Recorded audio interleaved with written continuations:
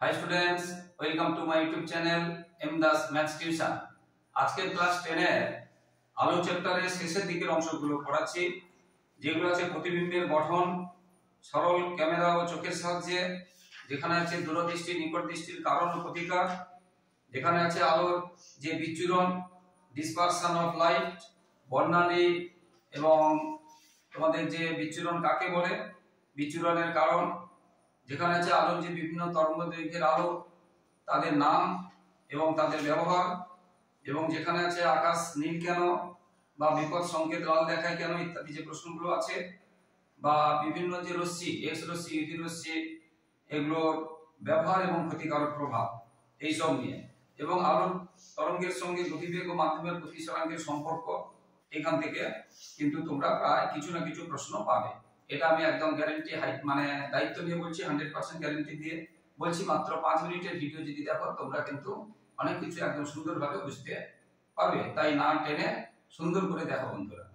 তো প্রথমে যে ক্যামেরা, যেটা আমরা ছবি তোলা বা ফটো তোলার জন্য যে ক্যামেরা, যেটা আমরা ফটোগ্রাফির যে ক্যামেরা ব্যবহার করি, সেখানে কি লেন্স ব্যবহার করা হয় না উত্তর লেন্স।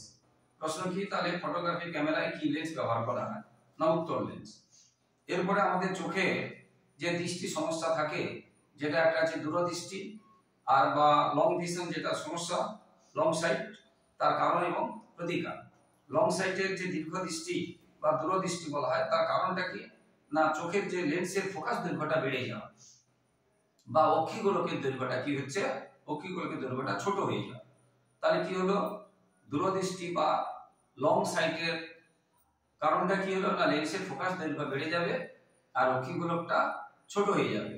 আর ঠিক তার উল্টোটা হবে নিকট দৃষ্টি, যেটা তাহলে কি হবে তার উল্টোটা, এখানে লেন্সের ফোকাস দৈর্ঘ্য যেটা বললাম বেড়ে যাবে, নিকট দৃষ্টিতে কি হবে ছোট হবে। এখানে অক্ষিগোলকটা কি হলো ছোট হয়ে যায়, আকারটা ধর অক্ষিগোলকটা এত বড় ছোট হয়ে গেছে, ছোট হয়ে গেলে কি হবে, নরমাল অক্ষিগোলক ধর এত বড় তা থেকে ছোট হয়ে গেছে, তাহলে হবে কি দূরদৃষ্টি। আর নরমালের ধর এত বড় তা থেকে এত বড় হয়ে গেছে, তখন হবে নিকট দৃষ্টি। এবারে দূরদৃষ্টি নিকট দৃষ্টি বলতে প্রাপ্তবয়স্ক মানুষের ক্ষেত্রে, মানে শিশু নয়, শিশুদের ক্ষেত্রে 7 এবং বয়স্কদের ক্ষেত্রে 100, কিন্তু প্রাপ্তবয়স্কদের ক্ষেত্রে কত হচ্ছে সেটা জানতে হবে, যে কত না 25 সেন্টিমিটার, কত 25 সেন্টিমিটার। 25 সেন্টিমিটারের ভিতরে জিনিসকে, মানে 25 সেন্টিমিটারের বাইরে জিনিসকে ভালোভাবে দেখা যাবে, সেটা হচ্ছে দূরদৃষ্টি। আর 25 সেন্টিমিটারের ভিতরে জিনিসকে ভালোভাবে দেখা যাবে, সেটা হচ্ছে নিকট দৃষ্টি।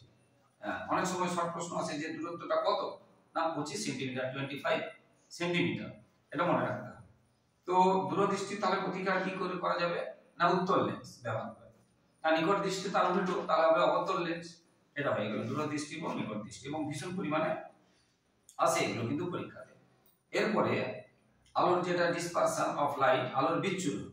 আলোর বিচ্ছুরণ কাকে বলে, আলোর বিচ্ছুরণ কাকে বলে এটা জানতে হবে না। প্রতিসরণের ফলে, সেটা যে মাধ্যম হোক না কেন, প্রতিসরণ হতে হবে।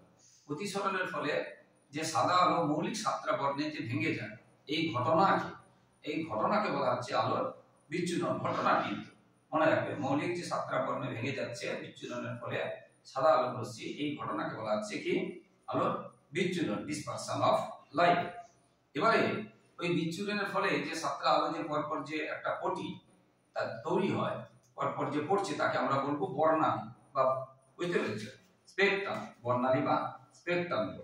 এই বর্ণালী আমরা জানি সবাই বে নি আ স হ কলা বা ভিডিও একদম উপরে থাকছে বেগুনি, অর্থাৎ এর তরঙ্গ দৈর্ঘ্যটা হচ্ছে কি কম, এবং এই তরঙ্গ দৈর্ঘ্য কত মানে 4000 আংস্ট্রম।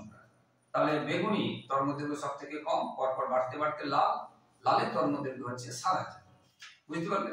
আর মধ্যবর্ণ বা গড় বর্ণ বলা হবে কিন্তু হলুদকে, কিন্তু বে নি আ স মাঝখানে হচ্ছে সবুজ হচ্ছে, কিন্তু সবুজ না, কোনটা হবে হলুদ। এটা মনে রাখবে, মধ্যবর্ণ বা গড় রশ্মি কাকে বলা হবে, হলুদ বর্ণকে, হলুদ বর্ণকে। তাহলে এটা বুঝতে পারলে। এবারে যার কিন্তু এখানে আমরা যেটা বললাম যে তরঙ্গ দৈর্ঘ্যের কথা এখানে কিন্তু বললাম, বুঝতে পেরেছো। আচ্ছা, এরপরে আমরা এই বিচ্ছুরণের যেটা বলছি, যে প্রিজমে বিচ্ছুরণ হচ্ছে কি জলবিন্দুতে বিচ্ছুরণ হচ্ছে, যেমন আমরা বিচ্ছুরণের প্রাকৃতিক যে ঘটনা আমরা জানি, রামধনু, বৃষ্টির পরে দেখবে বিকেলের দিকে আকাশে ছোট ছোট জলকণা দিয়ে সূর্যের আলো এরকম মানে পট্টি বা বর্ণালী সৃষ্টি করে, যাকে আমরা রামধনু বলি, বুঝতে পেরেছো? কিন্তু শূন্য স্থানে বা বায়ু শূন্য স্থানে বা বায়ু মাধ্যমে কেন, যখন বৃষ্টি কণা থাকছে না, শূন্য স্থান বা বায়ু মাধ্যমে কেন বিচ্ছুরণ হয় না? কারণ ওই মাধ্যমে যে বিভিন্ন আলো, যে বর্ণগুলো মানে লাল, মানে নীল, সবুজ, হলুদ অর্থাৎ সাদা রঙের মধ্যে যে বর্ণগুলো, তাদের গতিবেগ প্রায় সমান, একদম সমান বলছি না, প্রায় সমান। তাই খুব সামান্য বিচ্ছুরণ হয়, যেটা ধরা পড়ে না। তাহলে মূল কথা কি হলো? শূন্য মাধ্যমে বা বায়ু মাধ্যমে কেন বিচ্ছুরণ হয় না, কি বলবো সেটা আমরা না, ওই শূন্য মাধ্যমে বা বায়ু মাধ্যমে আলোর যে বিভিন্ন বর্ণ আছে, তাদের গতিবেগ গুলো কি হচ্ছে, প্রায় সমান। এটা এবারে বিচ্ছুরণের কারণ, যেটা বিচ্ছুরণের কারণ হচ্ছে প্রতিসরাঙ্ক বিভিন্ন, বিভিন্ন বর্ণের আলো প্রতিসরাঙ্ক বিভিন্ন। প্রতিসরাঙ্ক বিভিন্ন কেন না, গতিবেগ বিভিন্ন। অর্থাৎ বিচ্ছুরণের কারণ যদি বলে, প্রশ্ন আসে 1 নম্বরে, কি বলবে না, বিভিন্ন বর্ণের আলো, নির্দিষ্ট মাধ্যম বলতে হবে, কিন্তু দুটি নির্দিষ্ট মাধ্যমের জন্য, এটা কিন্তু বলতে হবে এই কথাটা, দুটি নির্দিষ্ট মাধ্যমের জন্য বিভিন্ন বর্ণের আলোর হচ্ছে প্রতিসরাঙ্ক বিভিন্ন হয়। এটা হচ্ছে বিচ্ছুরণের কারণ। এবারে প্রিজমের বিচ্ছুরণ হচ্ছে, কিন্তু দুটো প্রিজমকে মানে সর্বসম প্রিজম, দৈর্ঘ্য, প্রস্থ, উচ্চতা, উপাদান সবকিছু যদি ঠিক থাকে, সমান, যদি উল্টো ভাবে লাগানো হয়, তাহলে কিন্তু আলোর বিচ্ছুরণ হবে না। অর্থাৎ দুটো প্রিজমকে একসঙ্গে করলে আমরা তাকে কি বলতে পারি, তাকে আমরা বলতে পারি আয়তঘনক। বুঝতে পেরেছো? অর্থাৎ আয়তঘনকে কেন বিচ্ছুরণ হয় না? অর্থাৎ আয়তঘনক হচ্ছে দুটি সর্বসম উল্টানো প্রিজমের সমষ্টি, সেই জন্য আয়তঘনকে বিচ্ছুরণ হয় না। খুব সহজ প্রশ্ন কয়েকটা, যে গাছের পাতাকে কেন সবুজ দেখাবে, বা একসাথে নীল ও লাল গাছের মধ্যে যদি সূর্যকে দেখি কি রঙে দেখাবে, বা একটা তীব্র হলুদ রঙের আলোযুক্ত ঘরে একটা গোলাপি রঙের গোলাপকে যদি দেখি কি রঙে দেখাবে। সবই একই প্রশ্ন, যে কি হচ্ছে, যে বস্তুকে দেখবো সেই বস্তু, ধরো সবুজ পাতা, কেবলমাত্র সবুজ রঙকে প্রতিফলিত করবে, বাকি রঙগুলোকে শোষণ করবে। তাহলে সেই সাদা আলো যখন সবুজ পাতার উপরে পড়ছে, সাদা আলো যে 7টি রঙের যে সমষ্টি, যেটা বলেছি যে বেনিয়া সহকালা, তার সবগুলো রঙের মধ্যে শুধু সবুজ রঙ ছাড়া বাকি রঙকে শোষণ করবে, সবুজ রঙকে প্রতিফলিত করবে, আর সেটা আমাদের চোখে আসবে এবং চোখের মাধ্যমে মস্তিষ্কে যাবে, তাই আমরা দেখতে পাই সবুজ। কিন্তু ওই সাদা আলো না দিয়ে ওই সবুজ পাতাতে যদি আমরা লাল, নীল, বেগুনি, হলুদ এরকম যে কোনো আলো দিতাম, তাহলে কিন্তু ওই সবুজ পাতাটাকে কালো দেখাতো। কারণ সবুজ পাতাতে যদি লাল আলো পড়ে, সেই সবুজ পাতা লাল আলোকে শোষণ করে নিয়ে আর কোনো রং ছাড়তে পারছে না, কারণ সে শুধু সবুজ রঙকে ছাড়বে, কিন্তু তার তো সবুজ রংটা পড়েনি, যার ফলে কোনো রঙকে ছাড়বে না, সেই জন্য আমরা তাকে কালো দেখব। ঠিক এই কারণে যে দুটো কাঁচের কথা যে বললাম, লাল এবং হলুদ বা লাল এবং নীল রঙের কাঁচ দিয়ে যদি পাশাপাশি একদম উপরে উপরে রেখে যদি আমরা সূর্যকে দেখি, কালো দেখাবো, এইগুলোই তার কারণ। এবারে আলোর কিন্তু স্বাভাবিক যে গতিবেগ শূন্য মাধ্যমে, এটা কিন্তু আসে শর্ট প্রশ্নে, 3 × 10⁸ মিটার পার সেকেন্ড। আলোর স্বাভাবিক গতিবেগ শূন্য মাধ্যমে, এটা মনে রাখবে, শূন্য মাধ্যমে আলোর গতিবেগ কত, 3 × 10⁸ মিটার পার সেকেন্ড। এবারে যেটা বলেছিলাম, যে তরঙ্গদৈর্ঘ্যের কথা বলেছিলাম, যেগুলো লালের চেয়ে বড় তরঙ্গদৈর্ঘ্য, যে রশ্মির তরঙ্গদৈর্ঘ্য লালের চেয়ে বড়, যাকে আমরা অবলোহিত রশ্মি বলি বাংলায়, বুঝতে পেরেছি, যাকে আমরা ইংরেজিতে বলি ইনফ্রারেড, ইনফ্রারেড, অবলোহিত রশ্মি, এদের তরঙ্গদৈর্ঘ্য কিন্তু লালের চেয়ে বড়। এবং মাইক্রোওয়েভ বা রেডিও ওয়েভ, এগুলো তরঙ্গদৈর্ঘ্য কিন্তু লালের চেয়ে বড়। আর বেগুনির কিন্তু 4000, তার থেকে কম কোনগুলো আছে, ইউভি রশ্মি এবং এক্স রশ্মি, ইউভি রশ্মি এবং এক্স রশ্মি।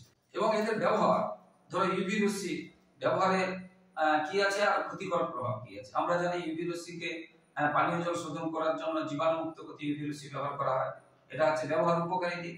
আবার এটা যদি বেশি পড়ে আমাদের ত্বকের ক্ষতি করে, ক্যান্সার তৈরি করে, চোখের ক্ষতি করে ইউভি রশ্মি। এক্স রশ্মি আমরা জানি দাঁতের বা হাড়ের কোথাও ভেঙে গেছে বা ক্ষয় হয়েছে, বা পেটের মধ্যে কোনো অবাঞ্ছিত বস্তু বা ফুসফুসে কোথাও সমস্যা আছে কিনা দেখার জন্য আমরা এক্স-রে করি, এটা হচ্ছে ব্যবহার। আবার ক্ষতিকারক কি, বেশি ব্যবহার করলে আমাদের টিস্যুকে, আমাদের কোষ কলাকে কি করে ধ্বংস করে দেয়, আমাদের রক্তকেও কণিকাকেও ধ্বংস করে। এইগুলো। এবার গামা রশ্মি ব্যবহার কি না, রেডিওগ্রাফির কাজে বা ক্যান্সারের চিকিৎসায় গামা রশ্মি ব্যবহার করা হয়, গামা রশ্মি ব্যবহার।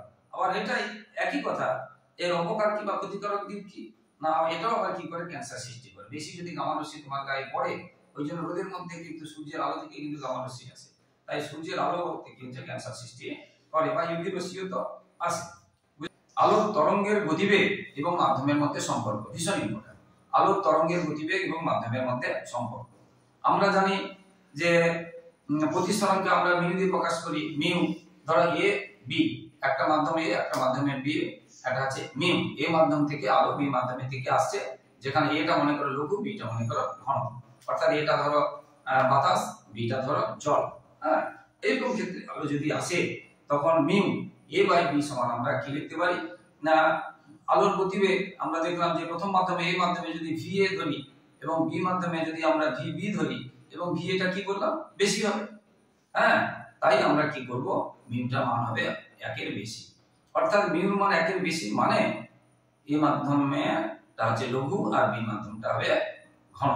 আর যদি অর্থাৎ ভিটা ভি এ টা অর্থাৎ আলোর বেগটা ভি এ টা হবে বেশি, ভি বি টা হবে কম। আর যদি তার একের কম হয় তার উল্টো হবে। আর যদি একের সমান হয় তাহলে প্রতিসরণ ঘটবে না, অর্থাৎ কোনো দিক পরিবর্তন ঘটবে না, অর্থাৎ দুটো মাধ্যমের এই প্রতিসরাঙ্ক সমান। এটা নির্দিষ্ট বর্ণের আলোর ক্ষেত্রে এটা হয়ে যাবে। এখান থেকে শর্ট প্রশ্ন আছে যে mu A by B equal 1 এর থেকে বেশি না 1 এর কম না 1 এর ইকুয়াল। এখান থেকে আমরা মাধ্যমের প্রকৃতি বা আলোর গতিবেগ সম্পর্কে আমরা জানতে পারলাম। এবার হচ্ছে তরঙ্গ দৈর্ঘ্যের সঙ্গে প্রতিসরাঙ্কের সম্পর্ক। তরঙ্গ দৈর্ঘ্যের সঙ্গে প্রতিসরাঙ্ক আমরা একটু আগে বলেছি যে মিউ প্রতিসরাঙ্ক, সেটা কি হবে শূন্য মাধ্যমে আলোর বেগ বাই, এবার যে মাধ্যম বলা হবে বায়ু মাধ্যম কি কাঁচের মাধ্যমে কি তরলের মাধ্যমে, সেই মাধ্যমে আলোর বেগ। শূন্য মাধ্যমে আলোর বেগকে আমরা সি ধরলাম, আর ওই যে মাধ্যমের কথা নির্দিষ্ট মাধ্যম তাকে যদি ভি ধরি তাহলে mu equal C by V. এবং এন হচ্ছে কি কম্পাঙ্ক, এন ল্যামডা, যেহেতু শূন্য মাধ্যম 0 বাই এন ল্যামডা ভি, এবং এনটা সমান থাকে তাই কেটে দিলাম, অর্থাৎ ল্যামডা 0 বাই ল্যামডা ভি। অর্থাৎ এখান থেকে আমরা দেখলাম যেহেতু শূন্য মাধ্যমে আলোর বেগ বেশি হচ্ছে, ওই মাধ্যমে থেকে তাহলে সিটা বেশি হবে, অর্থাৎ ল্যামডা ভি 0টা কি হবে বেশি হবে, অর্থাৎ মিউটা তখন 1 এর থেকে বেশি হবে। এরকম রিলেশন কিন্তু আসে। এবারে প্রতিসরাঙ্ক সঙ্গে তরঙ্গ দৈর্ঘ্য কিভাবে সম্পর্কিত। তরঙ্গ দৈর্ঘ্য না, তরঙ্গ দৈর্ঘ্য বাড়লে প্রতিসরাঙ্ক মান কি হয় কমে যায়, এটা মাথায় রাখবে। তরঙ্গ দৈর্ঘ্য বাড়লে প্রতিসরাঙ্কের মান কমে যায়, তরঙ্গ দৈর্ঘ্য বাড়লে প্রতিসরাঙ্কের মান কমে যায়। আর সম্পর্ক যদি প্রকাশ করি গাণিতিক রূপে, mu equal A plus B by lambda square, mu equal capital A plus capital B by lambda square. A B গুলো হচ্ছে ধ্রুবক এবং এদের মাত্রা হচ্ছে মাধ্যমের প্রকৃতির উপর নির্ভর করে, এটা মাথায় রাখবে। এরপরে দিনের বেলা আকাশকে নীল দেখায় কেন, আমরা একটু আগে বলেছি যে মানে বেনি আর সকালে বেগুনি বর্ণের আলো তরঙ্গ দৈর্ঘ্য সবথেকে কম, তারপরে নীল। তাহলে বেগুনি দেখানোর কথা আকাশকে নীল দেখাচ্ছে কেন না, সূর্য থেকে যে আলো আসে তাতে কিন্তু বেগুনি রশ্মিটার পরিমাণটা খুবই কম থাকে, নীল রশ্মিটা অনেক বেশি থাকে। আর নীল রশ্মির একটু আগে বললাম যে বিক্ষেপণটা খুব বেশি, স্ক্যাটারিংটা খুব বেশি। কেন না, তরঙ্গ দৈর্ঘ্যটা বেগুনির পরে অর্থাৎ কম, তরঙ্গ দৈর্ঘ্য কম। তাহলে বেগুনি দেখায় না কেন না, বেগুনি আলোটা সূর্যের আলো যেটা আসে কমটা থাকে বেগুনি বর্ণটা, এবং আমাদের চোখেরও ক্যাপাসিটিটা একটু কম, বেগুনিকে ধরার মতো পাওয়ারটা কম থাকে। তো সেই জন্য আকাশকে কি দেখাচ্ছে নীল দেখাচ্ছে। এরপরে বিপদ সংকেত লাল থাকে কেন, একই কথা যে বিক্ষেপণটা কি হবে কম হবে, কারণ তরঙ্গ দৈর্ঘ্য অনেক বেশি, সেই জন্য বিপদের যে মানে গাড়ির পেছনের যে আলো টালোগুলো মোটরসাইকেল বা এটা লাল দেখানো হয়। এগুলো ভালো করে বুঝবে বন্ধুরা। তো যারা আমার ইউটিউব চ্যানেলটি দেখছো সকলকে আন্তরিক শুভেচ্ছা অভিনন্দন ধন্যবাদ। এবং যারা আমার চ্যানেল নতুন দেখছো তোমরা কিন্তু প্রিয় ছাত্রছাত্রী প্লিজ বন্ধুরা চ্যানেলটিকে সাবস্ক্রাইব করে এবং লাইক কমেন্ট করে পাশে থাকবে, আর পাশে থাকা বেল আইকনটা প্রেস করে অবশ্যই অল নোটিফিকেশন অন করতে হবে, যাতে তোমরা সমস্ত ভিডিওগুলো একদম প্রথমে পৌঁছে যায়। আবার শেষে রিকোয়েস্ট করছি বন্ধুরা প্লিজ বন্ধুরা একটু লাইক কমেন্ট এবং শেয়ার করে পাশে থাকো, হেল্প করো। তোমাদের সহযোগিতা ছাড়া আমরা এগোতে পারবো না। সবাই খুব ভালো থাকো। জয় হিন্দ, বন্দে মাতরম।